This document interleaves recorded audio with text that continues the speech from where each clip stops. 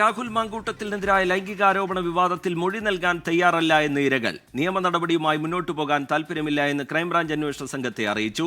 ഷഫീദ് റാവുത്തർ വിവരങ്ങളുമായി ചേരുന്നുണ്ട് തിരുവനന്തപുരത്ത് നിന്ന്. ഷഫീദ്, നിയമ നടപടിയുമായി മുന്നോട്ടു പോകാൻ താൽപര്യമില്ല എന്ന് ഈ വെളിപ്പെടുത്തൽ നടത്തിയവർ നിലപാട് സ്വീകരിക്കുമ്പോൾ അന്വേഷണം പ്രതിസന്ധിയിലാവും. എന്താണ് ക്രൈംബ്രാഞ്ച് ഇതിൽ തുടർ നടപടി എന്ന നിലയിൽ സ്വീകരിക്കാൻ പോകുന്നത്? ഷഫീദ്,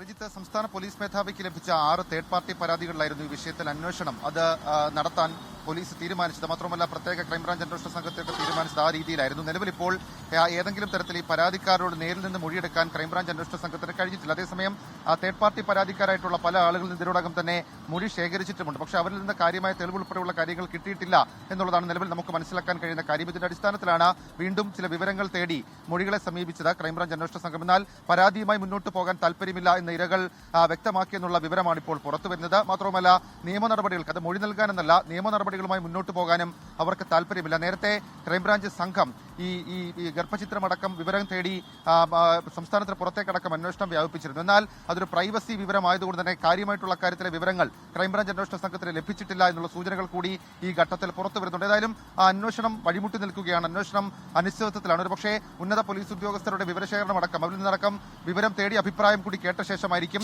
ഇനി എങ്ങനെ ഈ അന്വേഷണം മുന്നോട്ട് കൊണ്ടുപോകണം, എന്തായിരിക്കും ഈ കേസിന്റെ ഭാവി എന്നുള്ള കാര്യത്തിൽ ഒരു തീരുമാനമുണ്ടാവുക. ലോകത്തെവിടെയായാലും ഏത് സമയത്തും 24 വാർത്തകളും ഓഗ്മെന്റഡ് റിയാലിറ്റി പാക്കേജുകളും എക്സ്പ്ലെയിനറുകളും വിശദമായി കാണാൻ ഞങ്ങളുടെ യൂട്യൂബ് ചാനൽ നിങ്ങൾക്ക് സബ്സ്ക്രൈബ് ചെയ്യാം.